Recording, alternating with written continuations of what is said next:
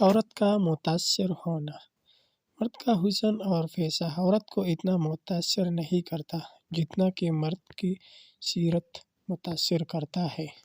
حضرت علی رضی اللہ عنہ نے ارشاد فرمایا، جب تم کسی کو اکیلا دیکھو تو سمجھ جاؤ کہ وہ ایک سچا انسان ہے، کیونکہ بھیڑ ہمیشہ منافقین کے ساتھ ہوتی ہے۔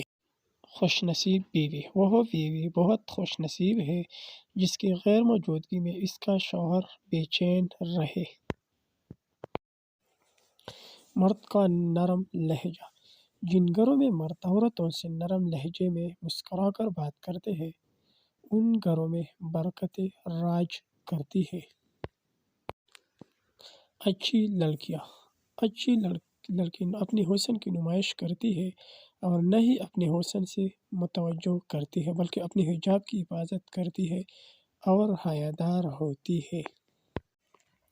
عورت کا ڈپریشن۔ اگر مرد روزانہ 3 سے 5 مرتبہ اپنی بیوی سے اظہار محبت کرے تو عورت کبھی بھی ڈپریشن کا شکار نہیں ہو سکتی۔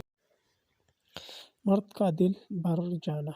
مرد کا دل جب عورت سے بھر جاتا ہے تو وہ 3 کام کرتا ہے۔ اپنا لہجہ بدل لیتا ہے، عورت کے کردار پر انگلی اٹھانے لگتا ہے اور ہر وقت مصروف رہنے کے بہانے کرتا ہے۔ بیوی کی خدمت۔